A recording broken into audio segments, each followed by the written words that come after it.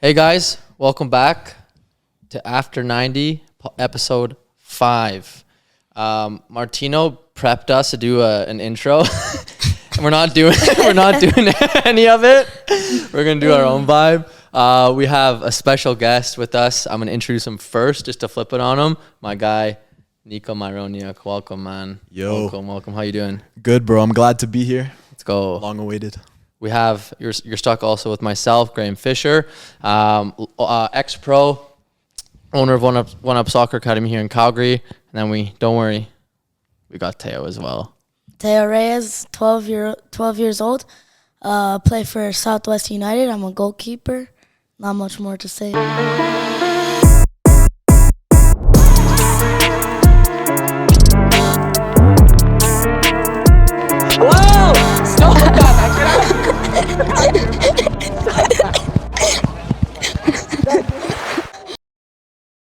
Welcome, my man. You've been buzzing to get on, huh? Thanks so much for coming out. I'm gonna gas you a little bit. Don't worry. But first, I think we'll let you start. Tell the people about yourself. So, Niko Myroniuk. I'm a 17-year-old footballer. Play for Cavalry FC, Calgary's professional team, and made my professional debut last week. I guess a round of applause. Let's go. Congrats, man. Yeah, had Graham as a coach throughout my life with One Up, Alberta as well. And yeah, just glad to be here. Glad to join the family, be a coach as well. And yeah.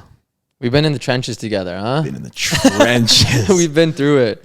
So this guy, Niko, he's from Calgary. The guy was like a youth soccer hero here in Calgary. He was a player that, Martino? We also got Martino in the back us up. He doesn't have a mic today because Niko stole it. Don't worry, we'll get a fourth one down the road, maybe episode 10. So you guys don't have to hear from him today. But yeah, we've gone back a long way. So this guy, what was I saying? So grew up in Calgary. He was like a local. I don't know. I don't want to gas you too much, but everyone looked up to this guy. He was a player that was doing crazy skills at like 8. I think I saw him do a Rabona from like half, hit the crossbar on like a U12 pitch. And then I started coaching you for Alberta. Was that when I first started for the ASA team? So it was like a select team for Alberta. Trained for a couple of years. We went to a couple of combines, and then. You went off, and then you trained at One Up. Yeah. For like a year, 2 years. Yeah. 2 years. 2 years. And then went off to Vancouver Whitecaps youth teams with the academy there in Vancouver, which we'll speak about in a little bit. And then now you're back, and now you're grinding with us as a coach as well. So this guy's grinding in the morning with Cavalry, playing his pro footy, and then a couple nights a week he'll come. Show the mandem and all the kids and the youth how to improve with the ball. You coach Teo too, right? Like you're there on Tuesdays, yeah? Yeah. So for this past like 6 months, every Tuesday, coaching Mateo. Yeah. Yes, sir. It's really fun with Niko. You know, he's always got vibes. I don't know why, but like sometimes like I think Niko should have like a shooting drill one time. I don't know why. Why? Like, he's like a striker type. Like he's like a striker. Yeah? So midfielder? yeah. I think he should have like a shooting drill one time instead of Martino. No offense to Martino. No. That came out wrong. Martino. The guy can't even defend himself now. That's crazy. No. Leave the guy alone. No. He can't defend himself, Teo. I'm not even gonna stay that on came this out guy. wrong, but like Martino should do like the dribbling drill one day, and then Niko does the shooting drill because I really want to do a shooting drill with my guy Niko. Martino says he's a better dribbler, but he claims this every time. But there was one time, I remember it, like a few weeks ago, this guy said, yo, I'm so much of a better dribbler than you. I get the ball, 1v1, boom, dragon step over, bop, behind my feet, meg this guy, and then he's like, yeah, but that's one time, bro. Where was this? That's one time. Where was this? I don't know. It happens too constant, so I can't even remember. Happens too. Ay, caramba. Good. No, Martino's a good dribbler, though. Yeah. Yeah. Doesn't combine. Doesn't combine. I've been telling him this though. That's not even me. Like I tell him this when I used to coach him too. But he's a good dribbler. Teo, tell us about your week. What's new? Not much. Enjoyed the the last podcast that we did. You got some time off footy? Yeah, well, just starting footy again. I had my first 2 practices back with Southwest. Enjoyed it, got to see my teammates and friends again that I haven't seen in a while. So definitely good to be back on the pitch, enjoying it. That's for sure. And Niko, your season, you're what, 3 games into the season for Calgary? Yeah. Let's start with the debut. Yeah. So like Niko said, he made his professional debut for Calgary. This was last week against Pacific in the Canadian Championships. Mm-hmm. What we want to know is, and what everyone wants to know, like, explain the feeling of making your debut, because there's always like before you make your debut, you're on the bench. Maybe you'll get some info of like you might come on, but you never really know 100% until you get called from that sub bench or from where you're warming up, and you put that kid on and you're like, this is real. Yeah.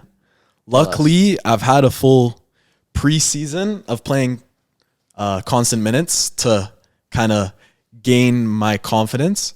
But that first feeling of jersey with the last name on it, putting it on, stepping out in front of, I think like 4,000 or 5,000 fans, and like they're all like trash talking me, some good banter, some not so great banter. Shout out to the guy who was calling me head and shoulders the whole game. I was just gonna say, I was gonna ask you, calling me head and shoulders the whole game. Your hair. Good bands, good bands, to be fair. But yeah, very good feeling. It's like you don't want to think about it too deep, especially when you're going on, but you're like, wow, this is like what I've worked for. Now it's just kind of about keeping constant minutes going now. Yeah. So starting and, you know what I mean? Getting those minutes going. And luckily for me, my pro debut, I got 60 minutes on the pitch. Which was wild. Luckily, though, I've been used to it because the past 3 games before that, I came on in like the 25th minute and 30th minute, just out of kind of guys in my position, either feeling something in preseason or whatever, so they don't want to risk it, or just tactical or whatever. So I've kind of been used to it, but it was definitely a good feeling to come into a CAN championship game with a lot on the line and kind of like support everyone in my community in behind me. And yeah. Love it. This guy's giving me goosebumps, man. No, but I think it was an ideal situation for a debut, because like you said, it's a debut at the beginning of the season. You had preseason under your belt, and that's a big thing. Like some debuts, maybe a youth player will go and train with the first team mid-season and then get thrown into the pitch with no experience with that team. So at least you got sort of minutes under your belt, but also playing 60 minutes. Tell us about that. Obviously, Mateo, you've seen debuts.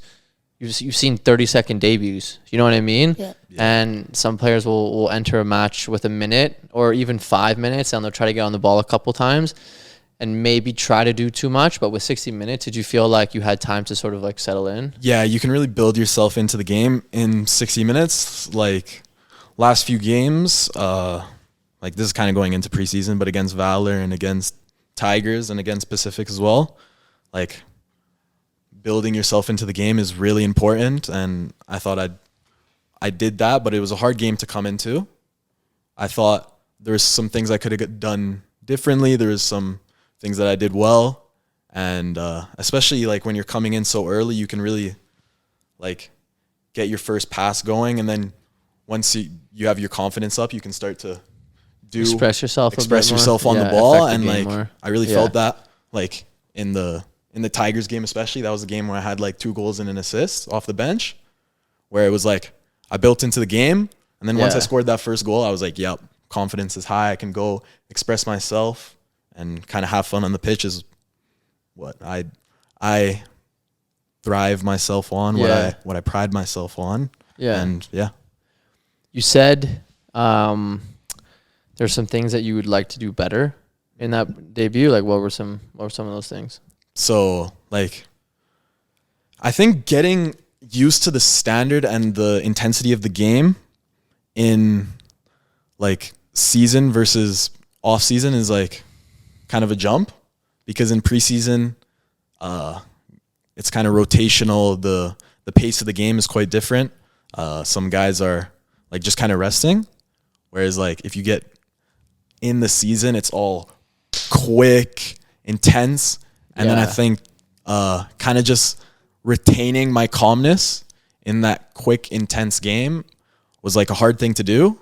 And I don't know about you, but mentally, especially you two coming from ex-pro and player right now, I find like when I'm focused in on the game and really in like the zone, that's when I start to bop it around and stuff like that. But if I'm thinking about, oh yeah, I'm making my professional debut, look at all the fans around me, Focus. like Yeah. everything that was behind me, and I'm doing this for my community and things like that, I start to focus away from the game, and then I'm thinking about all this stuff, and the football's going in front of me. I'm like, damn, I need to really get on, provide for my team, show in the pocket. Yeah. You know what I mean?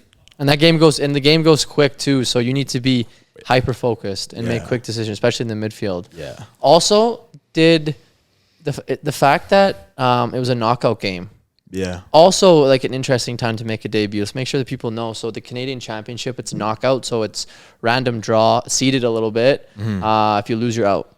And they were playing Pacific, which is another CPL team. Ended up going to Pens, and you guys unfortunately lost. Yeah. But even the fact that it was a knockout game, Yeah. and there's so much on the line for your debut, did that play into sort of your, I guess, I don't want to say your nerves, but your overall just opinion of making your debut in that sort of scenario? I would say yeah. Like, I wouldn't lie and say no, but like when you're making your debut in a game where it's knockouts to go through and like eventually play an MLS team in Whitecaps, TFC, Montreal, or kind of just having that constant pressure to perform and go into the next round. And like our game went to the Pens, so you know it's a really a fear-bringing game if you're not like fully dialed in. But I would say once I got into the game, I was just like enjoying it as much as I can. You know what I mean? You didn't fancy taking one or what? No, I like Gaffs, put me in on your debut. I'm taking one. I mean, like, if I'm gonna be honest, like I have confidence when I play, but taking a pen on my debut is a bit crazy. Let's say it came to 6 or 7. Yeah, do you know I where you were probably or would have no? Or they just say top 5? Top 5. I probably would have stepped up and been. Top five. I think I would have bagged, because we were taking pens a few days before in training. I want to say 2, maybe the day before in training, we were taking pens, and then I scored mine there. So I had a little bit of confidence going into it for pens, but you know, it's a debut. When you're doing pens, did Yeah. Tommy do it where you actually walk from half? Because I love he did that for us. PDL, shout out Tommy. It was cool for training tail. So instead of just us training pens, we were going to like a semifinal or final. Instead of like me taking one, you taking one, everyone just kind of crowding around the box. Everyone waited at half. So if it was my turn in training, we would walk with the ball, or we would just walk like you would in a shootout. Also like a normal Take it, and it was Yeah. kind of like, I thought that was very cool, very smart thing. It like definitely adds a little bit of pressure. Like even in training, like some players, they're just like calm in front of goal in training. You know what I mean? Whereas like if you have that like 25-meter walk up, it adds a little Yeah, bit it's of good to train that. adds a little bit of pressure there. Definitely. Well, that night, we had, I think, we were training at 1UP. It was our last session for winter, and I knew that was your second time on the bench. We had been speaking a little bit. We were hoping that you were going to make your debut. So I was kind of watching, and then on my way home, I was checking whatever, and I saw you didn't start. So I was expecting to kind of see the vibe at halftime. I was going to come put it on second half. You know how I found out that you made your debut? How? Someone's Instagram post story. Guess who? This guy. Yes, sir. God, That's Yo, my this guy, guy- bro. I saw that, bro. You know what? You were like subbing on the pitch. Yeah. Bro, I was trying to grab my Grab the phone. phone quick as possible. I was Yo, going- that's my guy, bro. No, I And rate then that from you, bro. I missed it, and then there was that. I had my phone right here the entire game, like Yeah. making sure it was on with the camera and everything, like Mm-hmm. just waiting, like, oh, he's got it on, like it's on, he's on the camera, and like I took it as quick as I can because Yeah, I that's want dog. to fam. that's My class, dog. Teo. First one to kind of give everyone big ups when they've done well. I like that about you. And you watch. We've been saying this. 12-year-old, he watches his football. He doesn't just watch the Prem. He doesn't just watch La Liga. He watches the CPL. Support local football, everybody. Watch the CPL. Watch the Cavalry. Watch Pacific if you're out west.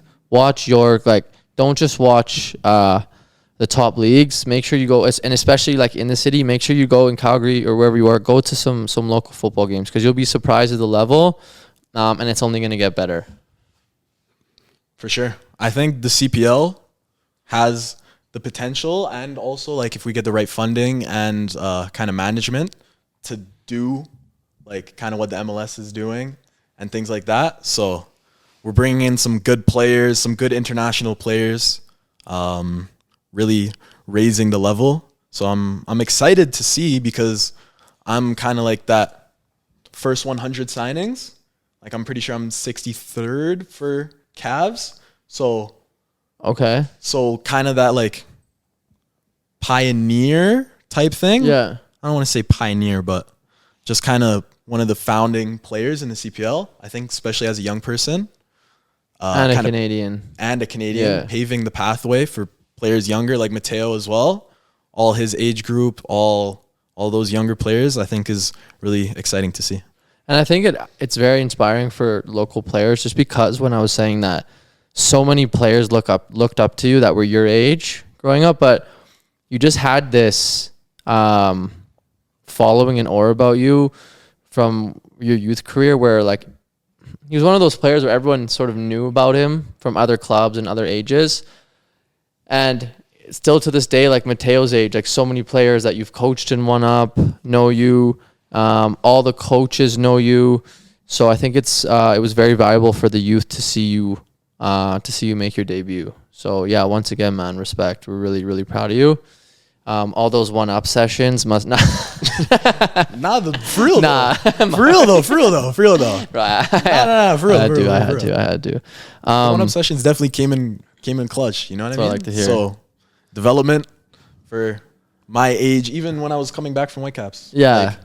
Like when I was like coming home for breaks and stuff like that, I'd be training with 1-up constantly. Shout out Eric Kim. Eric Kim, shout out. Shout out. So we've spoken a lot about obviously like such a great story, making your debut for your local city. But I think it's really important to know and really important to state that any football career or any career or any good story, it always has ups and downs. And that's what I wanted to speak about today and wanted to speak about with you guys. Just giving everyone some tools that are watching to how to deal with hardships and your downs, because I think that's going to make or break you. I think anyone can stay motivated and goal orientated when things are good, but what I look for in a player or person is how you react and your drive maybe when things aren't going your way. And with Niko, and I'll start this one. So Niko, how old were you when you went to Whitecaps? 15? 15. So after a couple of combines and a couple of years in the Whitecaps full-time program here in Calgary, shout out that program and my boy Ewan Fisher, legend on and off the footy pitch. For sure. Niko got signed with Vancouver Whitecaps under 16s. Yeah. Played there for a year. Mm-hmm. Ended up getting released to come back to Calgary. Did I get that correct? Re-signed When with the 17s, then... Re-signed, so for the second year? Yeah. Okay, so went 16s, another year with the 17s, and then didn't progress through the club and came back to Calgary. That's when we got in touch, started training again, and that's when Niko came on a bit more full time as a 1UP Academy coach, and I was really impressed with just his overall outlook and his overall mood and his overall just vibe on taking that bad news, just took it on the chin and just started regrinding. And now we're only a year later and you've made your pro debut. So I'd love if you could speak about that, Niko, and just like your feelings when you heard the news of that Whitecaps weren't going to re-sign you, and maybe like give me from that day to making your pro debut, like kind of the ups and downs of that. Yeah. So I got released from the 17s. Super unexpected, almost a year ago today, I would say. Wow. Like a year ago and maybe like a week or whatever. But I got released. It was super unexpected. No one on my team expected it, or like the upper and lower age groups. Reasoning behind that is obviously doesn't have to do, I can't like speculate into it or whatever. Yeah. So basically I just took it on the chin. I was like, one door closed is another door open, you know what I'm saying? So like I kind of just went home, grinded. As soon as I got home, I kind of like hit all the coaches' lines. Like I talked to you first, and then I was like, yo, let me get some sessions in. Let me start to build my way back up again. And then I talked to Ryan, the MRU coach, and he set me up with some things, and I talked to as well.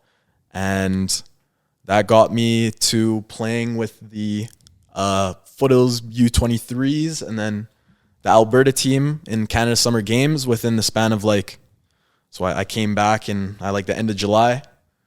Middle of August, I was playing with Foothills U23s and the Alberta team in Canada Summer Games. Great experience, by the way.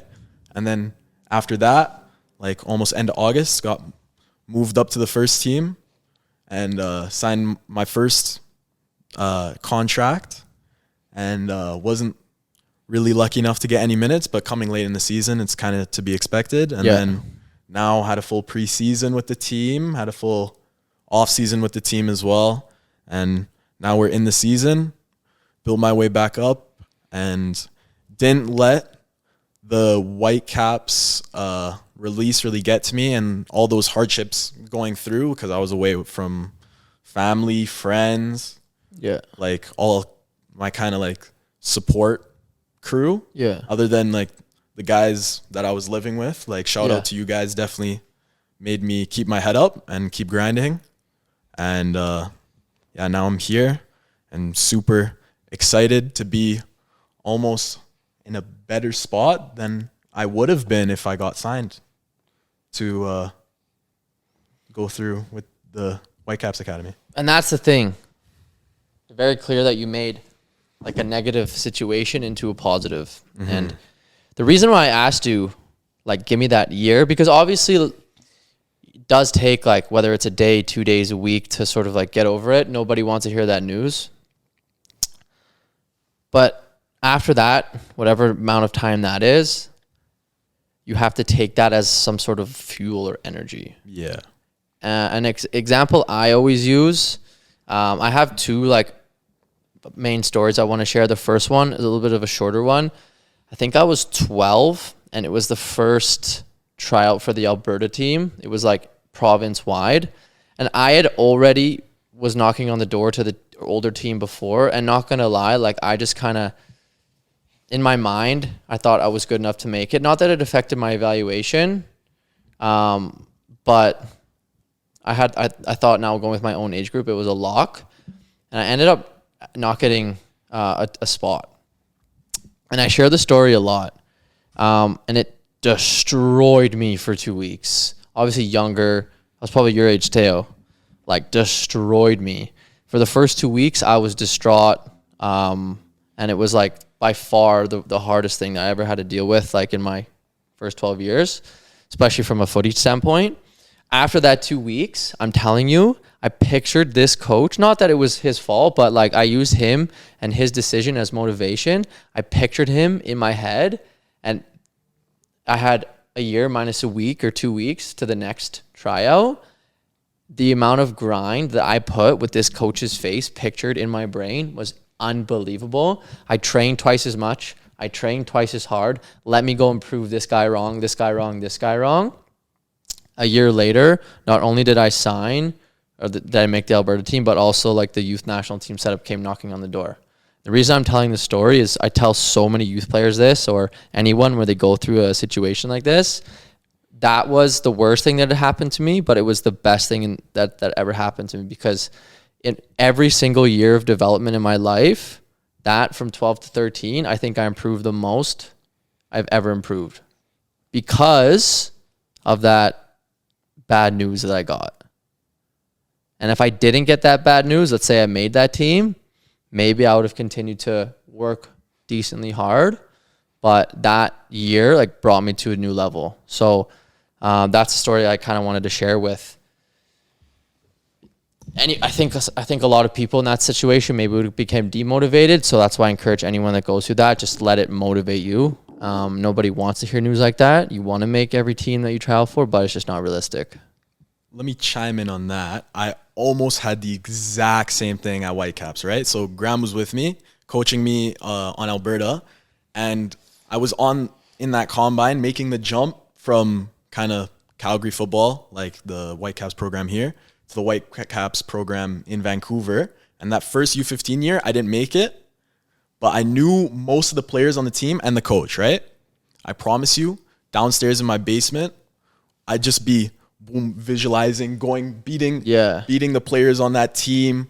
I would like play off my wall, receive passes from like my boys, like imaginary, almost just kind of visualizing like what that training would be like. And then the next year I was on the team and succeeding really early, and I think that's because of it. And actually dribbling those guys. And actually like dribbling those guys. Yeah. So that's crazy. No, I think visualization is kind of a huge part of, or not even like to visualizing like your surroundings, but just kind of giving yourself motivation visually.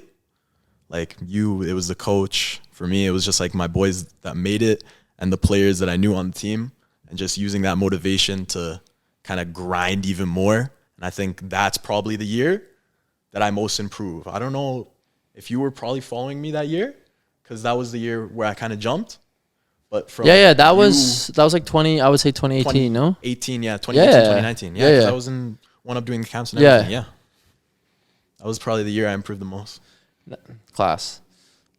Look at any footballer that you like aspire to be, or anyone that you aspire to be at the top level. They've gone through like so much of this. Hey, Teo, like there's no one that has made like the top level that hasn't just like coasted. And I also think there's mad players that should have been there, but they had a bit of hardship at 12, 16, 20, whatever it is, and they let it demotivate you. Yeah, definitely. Like, there's definitely like people that won't take that news as like well, and like Niko said, like I feel like this had just happened to me in January. Like we're in like the final of a tournament, like Winter Classic. Yeah. And like it's a crazy game. Like my guy Dutch scores like 2 in like the last. Shout out Dutch, Shout out one up Dutchy. baller. He's so he scores like 2 in 5 minutes. It's 3-3. Like it's 3-2. We were winning, and then they score like a last minute goal. And like we go to penalties. One leads to another, and like all of a sudden, like the coach asked me, like I'm at my net thinking like one of my teammates is gonna take the pen, and he says, like, you want to take one? Like this is out. Like I'm standing beside the net waiting, like praying, like, oh, I hope my teammate scores this, and I'm like, okay, like I guess like I'll go. And so I like you said, like that 25 yards is like so like yeah.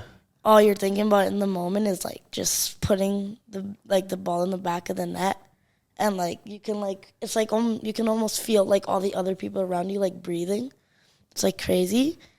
And I shoot the pen and I hit the post. And I'm like on my knees, like in the moment, I'm like so sad. And like there are players on the other team, like I can hear them laughing and like they were like dancing and stuff. And like the day after, like we had to play them in our first game back of the season. So that was like the last game, right? And like from that game till the first game of the season was like, I just had that like knowing in my head, like they were laughing at me. Yeah. And so like it was just in my head, like okay, like when you play against them, you gotta prove them wrong. And like it was in my head. And like you gotta get it out of your head. That's definitely one thing. But like I don't think I've ever like trained or like ever been like so motivated to like train like that. Like it was like something else in me, like something like that I've never like seen before. Yeah. So that's All right. Let me. So were you practicing your pens or what? no. No. Done. I don't think I'll take one for a while. You know, I'll just let all the other. You'll players just save them. Yeah, just save them. Let me ask you guys one then, since we're like going a little bit deep. Has there ever been a situation where you're looking back and wish you improved on the situation because you've had it down, but it was hard for you to kind of get out of it? Yeah, I have one that's like near the exact same as Mateo's, playing against New York Red Bulls. With Whitecaps. With Whitecaps, under 15s, 16s? Under 17s. 17s? Okay. I step up, fifth pen to win, and I miss. Bottled it? Bottle job. But I feel like coming from that, because I was already like kind of low down because I wasn't playing as much as I was months prior. Like months prior, I had all of the MLS Next Minutes, which is the league. I played 100% of all of the games, and then GA Cup hit, and I missed that pen, and I wasn't getting as much minutes. And then, boom, I kind of hit kind of like a rock bottom. Yeah, I've been there. And then I was like, it kind of took me 2 weeks to like get out of it. You know what I mean? And looking back on it, this was in GA Cup. I probably should have been like, just like charge it to the game and we're on to the next one. You know what I mean? Like, don't let it affect me. But I think I let it affect me for too long. And I don't know if you have any stories like that. Yeah, I do. I do. How long? It was like 3 weeks, like 2 or 3 weeks where I let it affect me. And like I used that, like I almost started playing for myself after, and that gave me motivation. And then after I kind of got out of that low point, I started playing good again. Yeah. You kind of have to shake it off and then not forget it, but like just use it as motivation, but you can't like keep thinking about it. But I know what you mean, because you have to shake it off and then build up your confidence. Yeah. One, like a story I have for you guys. I don't honestly tell it too much, but I'll give it to you guys. So this is one where I wish that I would have reacted better. So I was playing my under 19 football at Schalke in Germany, a Bundesliga side in the U19 Bundesliga. It was my first season there. It was great, but it was just so hard for me to get minutes because I think I joined the season like even a couple months into the season, and there's just ballers in that team. Even Joel Matip, who scored for Liverpool today, was in amongst the team. He'd gone to the first team like 3/4 of the way through the season, but and a couple of other like lovely players that are still playing at a really good professional level. Anyways, my agent at the time, shout out Jeremy Dow, who's still working in Germany. We had spoken a couple times, and we were like, okay, this is my last year of youth footy, and we're like, it doesn't look like I'm going to break into the first team here at Schalke. Because it was even tough to get like a starting position on under 19s. So we thought maybe a move was the best thing to do. But we said we're only going to make a move if the team that I go to, if there's a chance that I'm going to play with the first team soon. So I went on trial at a club called Erfurt. They were in the 3rd German league. I had a 2-day trial. Another actually local Canadian, he's from Edmonton. Shout out Serge. He came on the trial as well. He was coming over from a team in Serbia, I believe. Anyways, 2-day trial, a friendly game with the U19s and a game with the first team, a training game. I play as a striker, which I haven't played striker since I was 8 with the first team. Scored 2 goals, chipped the keeper, and played midfield for the under-19s, who were also in the U19 Bundesliga, and had a good game. So, anyways, the first team manager speaks to me, my agent, and he says, sign with us, and if you have another week like that, we're going to sign you to the first team. We outweighed our options, we can't pass this up. I have a better chance of playing at the highest level possible with this, getting first team minutes young in the 3rd league, which is still 20,000, a good level, than trying to break my way through the first team at Schalke. So I leave. I sign with Erfurt. Within 3 weeks, every Friday, I got the worst news ever. Friday 1, the U19 manager that signs me, who also liked my style of play, gets sacked. Boom. Next Friday, the first team manager, sacked, fired. Boom. The next Friday after that, guess what? Cherry on the top. Because you're not 18 yet, I was 17 and a half. New FIFA rule, you have no family in Germany. You can't play until you're 18. 6 months. So I go from thinking, okay, I have a good, performance in this game, the U19 game that the manager said he was going to come watch, and a good couple of days of training with the first team. I have a chance at signing a professional contract at 17 in Germany. And within 3 weeks, both managers that liked me, that signed me, gone, and I cannot play a game. The 2 managers that come had no idea who I was. And guess what? I signed a 2.5-year contract. I'm not going to lie. I sat there how did I go from playing with Schalke to now coming to Erfurt, playing with the 3rd league team, still a good standard, but now I'm for lack of better words, screwed. And it probably took me, the 6 months, obviously, plus some, to kind of get my way back. And looking back, I feel I won't lie, it demotivated my training. Try training every day when you can't play a match. Demotivated me. Didn't really want to train. Didn't really want to work hard. Didn't want to do extras.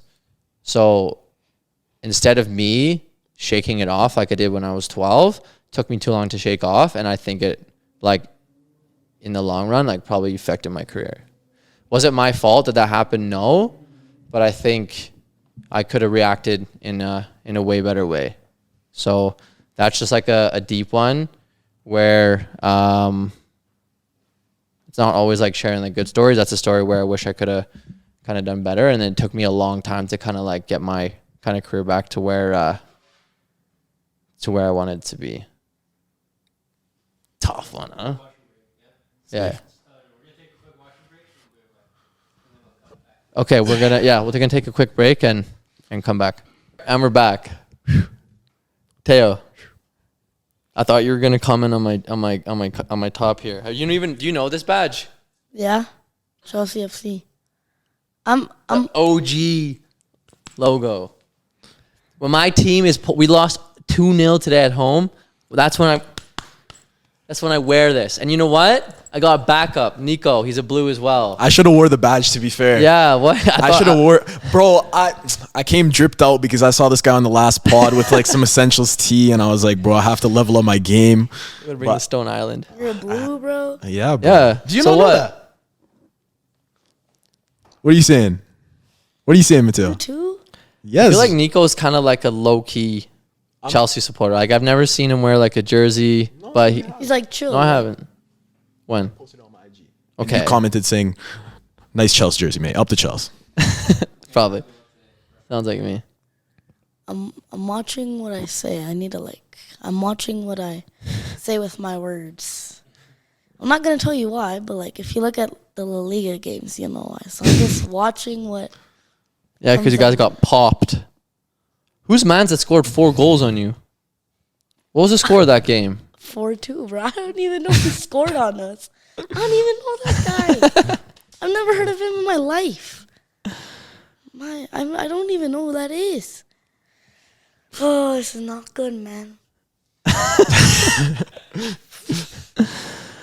But you got the semifinal of the champs. City, though.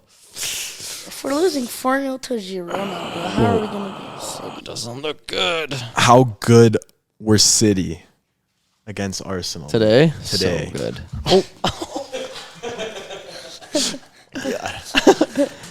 What? Should we cut to this fortune cookie segment? What's that? I guess we have fortune cookies. Yeah, we got fortune cookies. Yeah, No, we we're did. not cutting. We got fortune cookies flying. All right, sauce it. Okay, yeah. While we open these, should we talk about the city? What? While we're opening these, should we talk about the city? Yeah. You want to talk about City's fortunes? I mean, Champions League winners. Don't worry, an Italian team's gonna win because I don't want to see City win it, and I don't want to see Real win it. Inter Milano. I thought. Shout out my boy Rico. They're What? gonna I win thought it. you said you don't like you don't hate Real Madrid. You make no sense. I swear. You said you don't hate Real Madrid, but I don't. You want City to win, but they're like. When did I say I want City to win? You just said that. Milano. I don't want Oh. Real Madrid to win. I don't mind them. I'm just bored of seeing them win a Champions League. I don't want to see City win it because it's still an English team. You know what I mean? Yeah. I would rather see City win it than like But- United or Arsenal or Liverpool. But who? Like But Inter, yeah. Bro, I had such high hopes in Napoli, bro. I know they battled Mans it. know that I've been backing Kavica Kvaratskhelia for time. Shout out Fabrizio Romano. I want to say like 2 years ago, this guy said Kavica Kvaratskhelia is one of the best young European talents I've ever seen. He was playing in the no-name leagues, bro, right? I pull Yeah. up. I watch this guy's game every week in, week out, watching Kavica. I was like, yup, he's going to be a serious player. Gets his move to Napoli. Bro, carnage, bro. Do you see the way he takes players on 1v1? It's your guy, huh? Different, bro. He's nice. And then when I saw him and Victor Osimhen up top, I was like, long day. They get knocked out Yeah. on pens. Pens, man. It's not your year. It's not my It's not your year. year. Too soon. Too soon. Not gonna lie, before we shot this, sorry if Tommy's watching this, but we just like smashed some Chinese food. And we got fortune cookies. We're gonna open them. Does anyone else do this, by the way? Like, I have like one bite of the cookie and then I don't finish it. I just want the I don't even care fortune. about the Bro, sometimes I don't even have a bite. Is that good luck or bad? Is that bad luck though? Okay, like Let us know in the comments. us Is know in that the bad luck? comments. I feel like I just feel like it's like someone in Like, Chinese culture is gonna say that's bad Are luck. we gonna do it like Graham goes first, Nico goes second, and then Why don't you go first? Why? big Yeah, man? you go first. Yeah. Okay. All right. Chill, relax. You guys are like, you guys want to get down to this or something? Let's see. I'll clean the crumbs up later. Yeah. Making a mess. Oh, this is the French side. Yo, sometimes they have jokes. No? If they have a joke, we gotta read it. How was It's it? going to be so French bad. side. There's an English side. You possess natural tact and good taste. You have what? You possess natural tact and good taste. Okay. Inform me on what natural tact is. Graham, you got that one. Marty, Google. Nah, Graham, you got that one. No, I don't got that in my locker. I don't think I have that one in my locker as well. Okay, bet. Bro, do you have no fortune? I know, cause me too, yo. Yo, me fortune too. cookie, no fortune, bro. What? Sensitivity in dealing with others or with difficult issues. Sensitivity in dealing with others, especially in difficult issues. I could see that for you, Teo. Wait. Yo, but honestly, like, what is going on? Because I opened mine when Teo was reading his, and I have no fortune. I think that's bad luck, but Nico too. Yo, Can Ham. Okay, so if you're in Calgary, call Can Ham and tell them, right, it's on Spiller Road. tell them tell them that they're giving out fortune cookies with no fortune. If you're watching Canham, I'm looking right at you. Bring me cookies with fortune. That's crazy, man. Well, Yo, if that one has 2, that's ledge. Yo, are you messing with me or what? No, Bro. Niko had his garbage right here on the table, and he put his cookie down, grabbed his wrapper, and went I wasn't in there as well, bro. inside. Well, if this one doesn't have it, Just you gotta make sure it's not in there.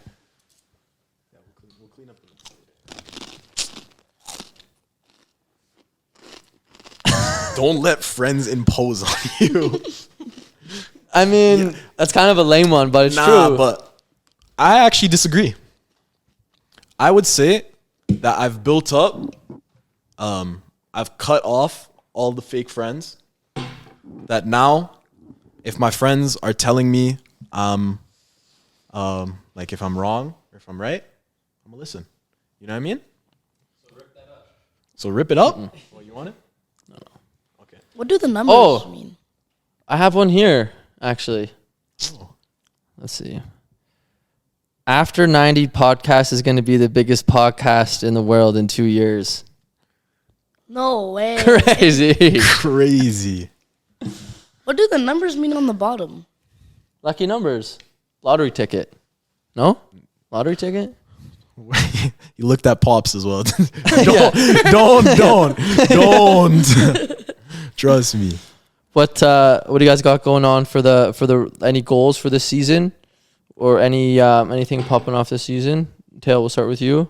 You have an interesting season coming up, playing against some older players. Yeah, our season. So some teams got put from tier 1 to tier 2. You know, so it's definitely going to be a lot harder, in terms of like the technique and the physicality. So it'll be tougher for our players this year, but I think we've got this. I think we'll smash it. I think we've got this. Strong team. And we were speaking about, because you're a goalkeeper, playing against players that are older but also have quality, like the difference in like finishing with like power and like wisdom and like placement. So, it's gonna really improve, you know. Yeah, because like when I went from playing my age, so like I was playing U11, I think, or U12, tier 1, and then I went age up and played U13, tier 2. Being as a goalie, the difference between like how the players like just shoot their shots, like you can tell the difference. Like the placement is like a lot better, and some of them just like smash the ball, but you can tell the difference of like how much more strength you get from just going 1 year up. Like you don't even have to go that far, and like the strength level is like such like a huge gap. That's for sure. And it's only gonna get better and better, huh? As you grow up, and you also obviously train with keepers that are older. Yeah, like at Summit, and they're striking balls at you. Do they take it easy on you or no? I'm gonna say they don't. No, I don't think so. Good. Cause like they're like older than me, and I doubt they take advantage of that. But I don't know. Sometimes they might, sometimes they might not. But I'll just show them that I'm a good keeper, so they don't go easy on me. So then they know, like, oh, he's actually good. Like, I should actually, like, try and smash a ball at him. So that's good. That's like a sign of respect, huh? Yeah. When you train with someone and they, like, don't take it easy on you. Especially if they're older. Niko, so you've made your debut. You were in the squad again last game. Yeah. Long season ahead. What's on the cards for you? What are the goals? What are you hoping to accomplish? So goals for this year, kind of want to focus on what's ahead of me, start to get consecutive minutes. Excited for our home opener, and excited for all the games that arise ahead. And I just want to be like consistently in the squad, consistently starting to get minutes. What's the home opener? The 30th, this Sunday, Make sure you pull up. Make sure you come watch. One Up fam. I know you guys are a powerful army. So The One Up Army. Should The we One call Up the One Up Army. Army? Yeah. They just came out to futsal though. They came out to watch me play futsal. We don't want to send them to. We don't want to send them to Niko Yeah. now. What time? You don't know. 3 o'clock. 3 o'clock. 3 o'clock. This Sunday, April 30th. April 30th. At Atco Field Yep. against Against Valor. If- Be there. Pull up. Yeah. Serious. If you can't ham, don't come. Serious game. Huh? The Chinese restaurant that didn't give us Yo. fortunes. They gave me no fortune. Maybe Yeah. I'm Yeah. maybe I'm not playing this weekend. If you go, you'll probably hear me in the 109 section, yelling, going crazy. Yo, I forgot about that. Okay, wait, because last week, did you see the episode last week where Teo and his boys were with the hooligans from Quebec? Yeah. This guy, I forgot about that. This guy does that at the Cavalry game with the with the foot soldiers. Marty, please, can you play a video of Mateo? Bro, let me I think Pablo, do you have a video of Mateo in that? I feel like I've seen it. It might be a You know what's picture. crazy? They have a. I remember when I was ball boy for you guys. That when we had that big 1-up thing and a bunch of players were there and when Peter shout out Peter Peter Baker Bowler. when he had the mic up and he asked one of the Pacific Oh, yeah. Mr. Ronaldo, that Yeah. game I was a ball boy and the entire 109 section were chanting they were chanting my name. Because I know you. Yeah, saying he's one of our own. He's one of our own. Yeah. So section 109 is right in the corner where the players enter in the Cavalry game, and it's the hooligans. And there's a couple hundred, 300-400 maybe in big games in that corner making a lot of noise. There's a foot soldiers. Shout out the foot soldiers. There's another supporters group. I don't remember their name. All older, and then you just see Mateo in there catching a vibe. Why do I feel like you're just always where the vibe goes? I feel like when I downtown here, when I see some people marching, why do I feel like I'm gonna look and see you in there just yelling random stuff? Yo, I have the craziest story, right? So before the game against Forge, right? We were had a team meeting. Sorry, last season This or the season opener. Season opener in Forge. Okay. We were having a team meeting before the game, trying getting us all excited. And on the video, there was kind of a presentation and a video to get us really pumped up for the game. And it's all about Spruce Meadows and everything, about Cavs, the history, and kind of building new history. I'm watching the video. All about the horses, how they built Atco Field, how Spruce is gaining attraction. The fans love it. I'm not even kidding. During the video, this guy Mateo pops up in the crowd going, yes! He's chanting like this. I was like, yo, that's my boy. I told him after. I was in the meeting. I was like, yo, Teo, I swear I just saw you in the video, bro. This guy pops up everywhere, man. Bro, That's so I was funny. loving it, bro. Bro, that's I was jokes. loving it, bro. And you'll be back there this season? Of course. I'll probably see you there guy. on Sunday. My guy. Boys, that was a pleasure. Niko, thank you so much for coming on the pod, episode 5. We'll have to have you again soon. Teo, thanks for coming out like always. What a pod, man. That was a good one. That was a good one, huh? Yeah, vibes were there definitely. Vibes. You want to lead us home? How do we still have 45 more? How have we already done? Yo, you're 5? scared with the skydiving. Bro, don't worry. Bro, are Just- you sure we're We gonna spoke do about this? shaking it off. Just shake it off. Don't think about it anymore, but don't forget it. We're going skydiving. Just leave it, man. I'll just Episode forget 50. about it. Go reboot memory and say oh, you're trying to brainwash me. I don't know you.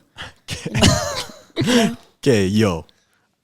Okay, Okay. we gotta go. Like, comment, subscribe, give a 5-star rating. Make sure you like this on Spotify and Apple Podcasts. It really boosts our rating up. Let's get us in the charts. You know what I'm saying? A pleasure to be on the podcast.